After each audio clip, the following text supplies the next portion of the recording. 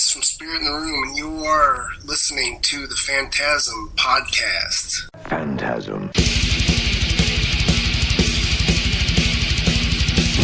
Maximum terror. That's your target audience, baby! FANTASM. And you know something? I sort of enjoyed it. FANTASM. Sell the metal! Sell the metal! Sell the metal! Sell the metal!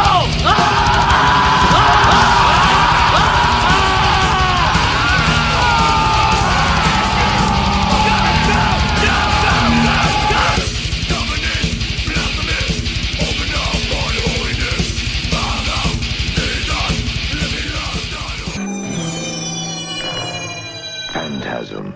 Hi, this is Dr. Vincent West, medical doctor with the FANTASM Podcast, and I'm very excited to have Dennis Sanders. He is the front man for Spirit in the Room. They have an amazing EP that is coming out on Housecore Records, and it comes out very soon, and my phone just froze, which is fantastic. It comes out August 26th. It is called Flamingo, and how are you doing, my friend Dennis? Thank you for doing this. I appreciate you.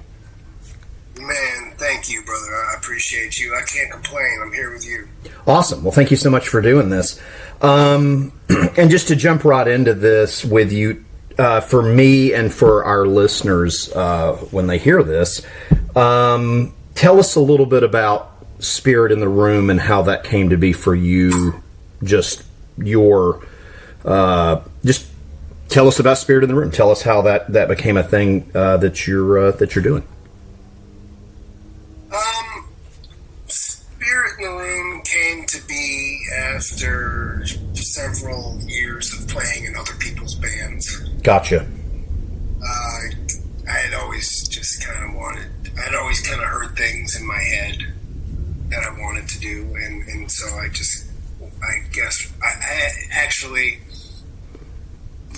borrowed a friend's laptop in like maybe 2007. Okay. And I started learning how to record myself. I record the sounds in my head. And so once I kind of got a handle with that, I quit everybody else's band and started making, focusing on the sounds in my head. So, well, this EP is incredible. I'm Thank you so new to the band. I'm a huge fan of really anything Housecore Records puts out. We always try to do a lot of promotion for them here on Phantasm, and I was so excited to get to speak with you today. Can you tell? Thank you. Can you tell us how did you guys come to be with Housecore? Can you tell that story? I did a record with John Jarvis. Okay. He's a part of Scour. We had a side project. Nice. And he ended up hooking me up with them. We were going to open for Scour. We had a show where we opened with Scour at the Whiskey in Hollywood. And I met Phil and Kate that night, and we hit it off. And, slowly but surely it started to form into what it is now. We actually officially did the deal right in the middle of the pandemic in 2020. Okay. And, that was basically how that ended up happening, man. Love the label. Love Phil. We've had Phil on a couple times a few years ago. Love a lot of their bands. We just had Childbot on, some of your label mates there. Rips. Yeah. And, but so excited to have, man, I really fell in love with this EP. It's really, really cool. I guess we'll kind of jump into that here. So tell us, the opening track of this is, If You Must. What can you tell us about that track? It was born from the intro. The Sure. song kind of came from that. It was just a song I had written right in the thick of the pandemic. Most of the stuff these are all pandemic songs. When God, I hate saying that. That sounds terrible, but Well, no, it is what it is. Sure. pandemic is something that it connects us all. Indeed. So, but yeah, that song kind of came out of that. To me, it's got a waltz to it. It's kind of a march. Kind of a march to it. There's something very stiff about it. Lyrically, man, lyrically, it's about people that know you, people that you can't hide from. Sure. Because they know you. They know your spots. They know your mannerisms. They know your truth. And yeah, I think I was able to capture the life I was experiencing at the time fairly. I'm very happy with what I got out of that, and it documents that period of time very well for me. To the point where I have a bit of a hard time listening to some of that shit now because it takes me back to 2 years ago. Sure. But yeah, it's about fucking. It's about being called out, I guess. You can't bullshit. You can't really bullshit people that know you. Correct. Yeah. I love it. It's a great way to kick this EP off. It's fantastic. Thank you, bro. Yeah, man. It's really, really good. And then track 2, Body. What can you tell us about that track? Body's probably my least favorite of the bunch. It's a bit of a boneheadish kind of. It's very simple, kind of bonehead riff. Like when I say bonehead riff, I just mean like kind of caveman-y. Lyrically, it's about a lot of the lyrical topics in that one touch on how full of shit everybody is. How full of shit we've all become with seeing everything, believing everything we think, and believing everything we see and hear. And I think it represents today's culture pretty well. God, man, it's an angry song. It's a pretty angry song. I was reading this book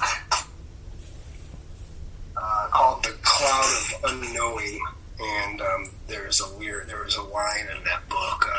I am your being, but you are not me. And I aped that line from that book. Okay. But, yeah, man, it just kind of touches upon just being surrounded by people that believe everything that they see on their phones, Right. I love it. Great track. I love it even more now that I know what it's about. That's even better. Thanks, man. I've always wanted to. I said this in a previous interview, but I for some reason, man, just starting a song with the words "eat shit," I found pretty appealing. Of course, absolutely. The next track. So, the bird of paradise alights only upon the hands that does not grasp, and kind of a two-part here for you. Tell us about the song, but also tell us about your mini film for this track.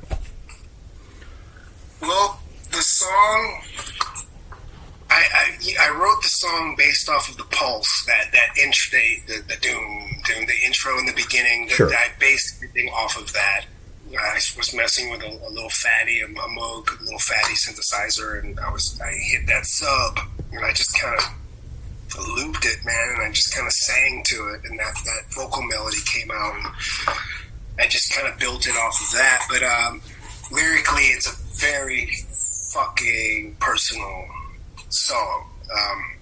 I don't want to say all the other songs aren't very fucking personal, but this one is pretty touchy for me. It's probably the most uncomfortable song for me to hear back on the record. Okay. Yeah.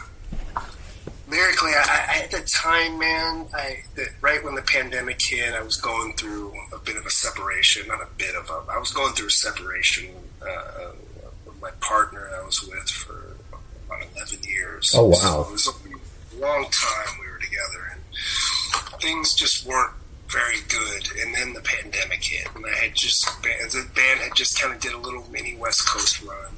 Okay. And we got home from tour, and that's when the shit hit the fan with the world, with the pandemic. And then at the same time, my personal life was in shambles. And so about 2 months into the pandemic, I decided I had to get the fuck out. I had to get out from underneath that roof. And I moved in with a couple of eccentric people that were, I say eccentric, man. I'll be straight up with you. I moved in with some pretty psychotic people. Okay. And I lived in this house for 11 months with these people, and it wasn't a safe place. And it kind of made me reflect on my life. It kind of made me look back on my life and wondering if I'd ever really felt safe anywhere, and I kind of came to the realization that no, I haven't. I've moved, I've lived in a lot of different places in the country. I've moved around a lot. I've been tossed around a lot as a child in different places and different, just constantly having to adapt to a new state or situation or relationship or whatever. And I touched upon that in lyrically in that song, but I definitely realized, okay, at 38, 37 years old, like I'm living in a place that I completely feel unsafe, and right. It was bad, dude. It was a pretty bad situation that I was in, and I had started a new relationship, and things were very different, man. My life had just kind of changed, and we're all going through this pandemic and this isolation together, yet we're all completely alone. And so I don't know what else to do other than to write about how I feel or what I'm going through. So everything's a snapshot of what I'm going through in the time, and that just happened to be a very, very, very difficult time. And so that's where that song came from, and I'm very proud of it. It's definitely my favorite song on the record. The label, they're the ones that wanted to put that out as the first single. Okay. And yeah, I'm very, very, very proud of that song, but it is a bit difficult to hear for me, Sure, of course, absolutely. That's a very personal thing.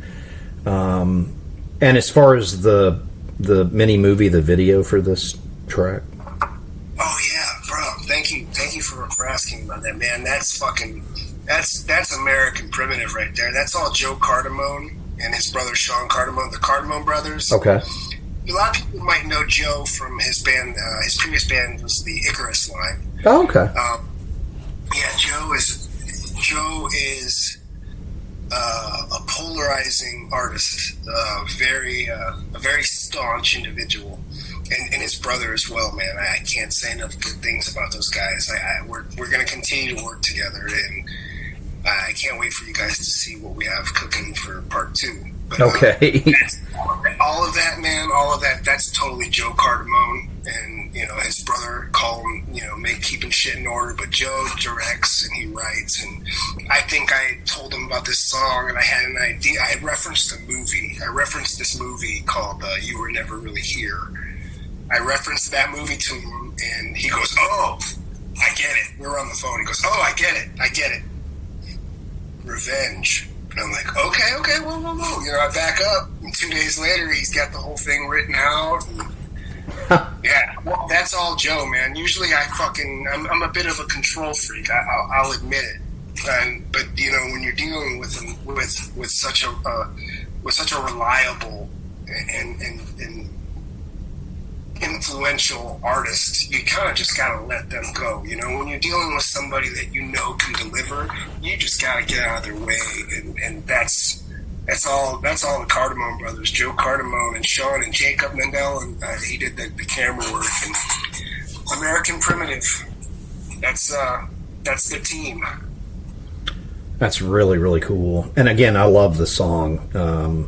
Thank you, brother. Sorry that you were having to go through all of that, but it comes out in your art, and it's an amazing track.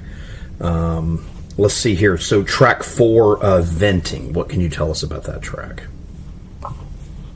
Venting, I like chants. I kind of wanted to write a song with a chant to it. Okay. And I guess I would consider the chorus and all that, I consider that a bit of a chant. Lyrically, man, there's some like sci-fi vibes going on, some cowboy sci-fi shit going on in my head when I think of the first verse. He stood for a second, fell to his knees, cursed his arrival indeed. Like, I just had some kind of the Hitchhiker mixed with Blade Runner kind of shit going on in my Awesome. head. And then the second verse is,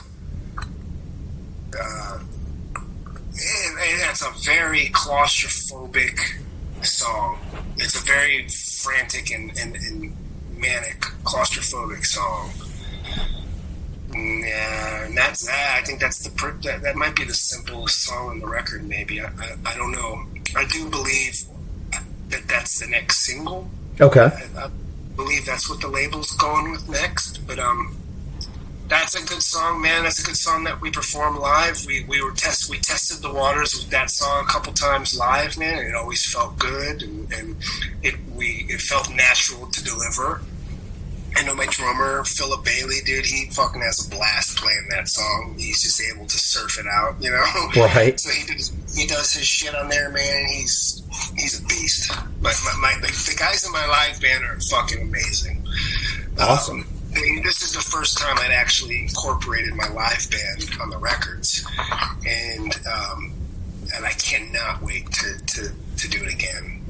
We've already got we're already starting the blueprint for the second EP. I've got all the songs demoed up and everything. I'm gonna give it to them and see what they want to add and take away and sprinkle over the top. And yeah, I'm pretty happy with that one, man. I'm pretty happy with the way these guys deliver, man. Kevin Bombay, my guitar player, fucking Philip Bailey, these guys are these I'm honored to play with these guys. They've been a part of this band longer than anybody else. I started Spirit in the Room about 13 years ago, and I've been through a lot of different people in the and these guys have been with me now for a little over 3 years. And once they came into the picture, it became a real band. It became something other than just a vanity project, you know? Sure. Well, it's a killer track. This whole EP is fantastic. And then the last track, let's see, I Used to Be a Machine. What can you tell us about that one? I Used to Be a Machine is probably the Jack Torrance of the whole record. Lyrically, it deals with a lot of... I think I can speak for a lot of humans when I say we're constantly at war with ourselves. Sure. We're all our own worst enemies, and that song deals with that, dealing with your shadow self, you know, lyrically. Musically, it's one of the only first songs that I've ever written on guitar. I usually, when I write a song, I start with the drums and the bass. But for Machine, I actually started jamming on the guitar with the riff. Right. And so I wrote that one off the guitar, which is not something I usually do, and I'm really fucking stoked how it came out. I'm not a big fan of guitar. I hate that way it sounds. I'm a big fan of guitar. I'm just not. I prefer rhythm, man. I prefer the bass and the drums, no matter what's going on. Sure. And I'm not a guitar hero. You know, I love a lot of guitar heroes, but I pretty much like to stick to the meat and potatoes of it all. To me, a guitar is more like a garnish, you know? Gotcha. Yeah. Yeah, that's I love that song, man. That's the song. We've been playing that song for a while in the set, and it always delivers for us, you know? I think it's really good. It's a really good way to end the EP, too. Thank you. I love the variety of the EP. And then to ask you about this, as far as what about the production and the recording process for Flamingo? so glad you asked that, because this gives me a chance to talk about Manny, our engineer slash producer. Okay. I'm a huge fan of his band, the Chavez Ravine. Okay. I had met with a couple different producers and engineers with the idea of working on our Housecore debut.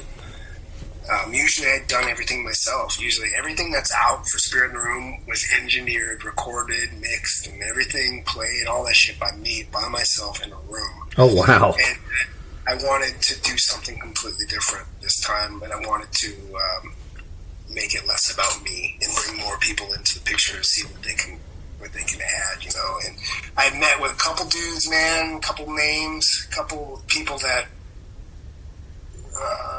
I'm sure the audience would have liked me to would have been like, oh, I'd love to hear what you could do with so and so. Something about this guy Manny. I'm a huge fan of his band, and he's the mastermind behind his band, the Chavez Ravine. So right. He's done shit for the Breeders. He's done shit for Retox. He made a record by this band called Vaz. I think they're a Minneapolis band. Dude, I could be wrong, and I hate to say that, but they're a fucking really great band. And I remember one day I was in the studio with Manny. I didn't even know this, but I was in the studio with Manny, and I had mentioned that record. I can't fucking remember the name of the record itself, but the name of the band is Vaz, V-A-Z. And I mentioned this record, and I was like, hey, dude, I want it to sound like we were working on a song, and I was like, hey, I would really like it to sound like it kind of was like it came from a helium Freon tank or something, like from an air conditioner unit, like this band Vaz. And he goes, are you fucking kidding me? That was the first record I ever made. Oh, shit. Vaz record. And I'm like, holy, you know, like it was just like, no shit, that's your sound. Like I knew the sounds were there.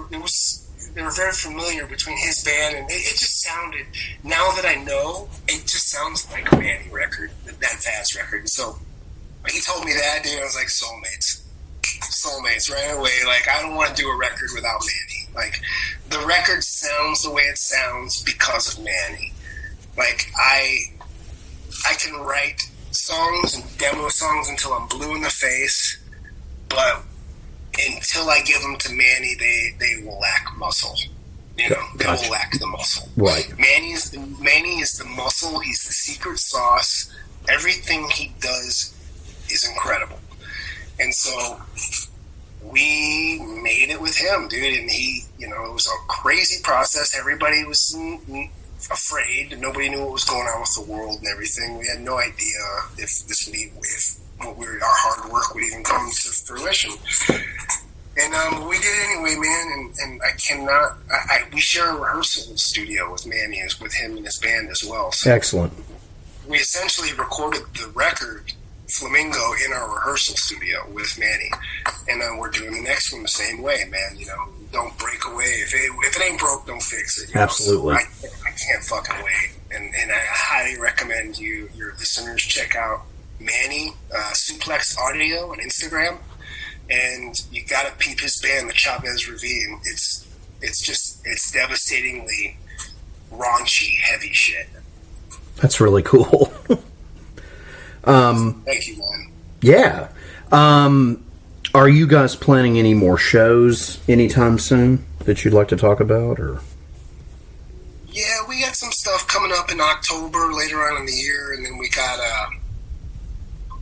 some shit kicking around for September and stuff. But right now, we're kind of just working on the visual aspects of Flamingo and what people nowadays refer to as content. You know, we're focused on that shit, you know, and being that it's just us, man. It's just us, and then we have a label. So it's not like we have a team of people helping us create content or whatever the fuck it's called now. You know, like, so we're kind of just focused on and pushing this record as much as possible and creating as much just as much. We really want this to be a visual thing. Okay. You know? Not necessarily like come get sweaty with us live kind of thing. The world is a strange place these days. Oh, I got a helicopter. Do you hear that? Yeah, I heard it. Yeah, that's what they call the ghetto birds out here in Los Angeles. Ah. Yeah, they hover around quite often.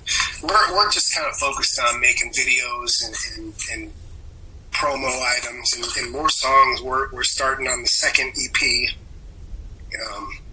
So yeah, we spent the beginning of the year playing out and doing shows and testing the waters for how the songs feel live and whatnot.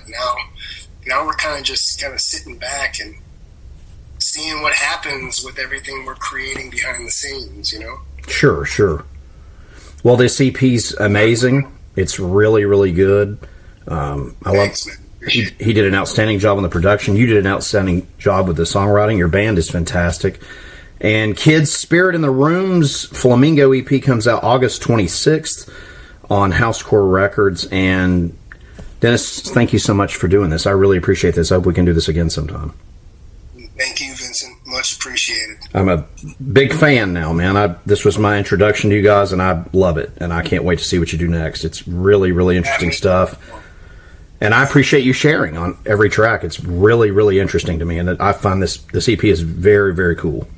So, thank you so much, man. Yeah, I can't tell you how much I appreciate it. Thank you, dude. It's a killer thing. I can't wait to hear what you do next. Yeah, we'll do that. And let me give a shout out to Hardcore Grooming Products. They've recently supplied me with some stuff for my beard. Okay, go for it. So we got Hardcore Grooming Products, man. I'm using that Soylent Clean beard wash. And that we got the I Hate Germs hand sanitizer, man. Hardcore Grooming Products are pretty badass. I like them people a lot. That's awesome. Yeah.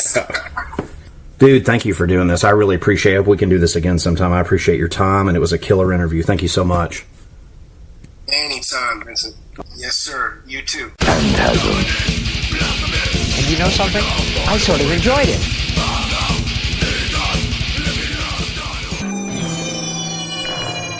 Phantasm.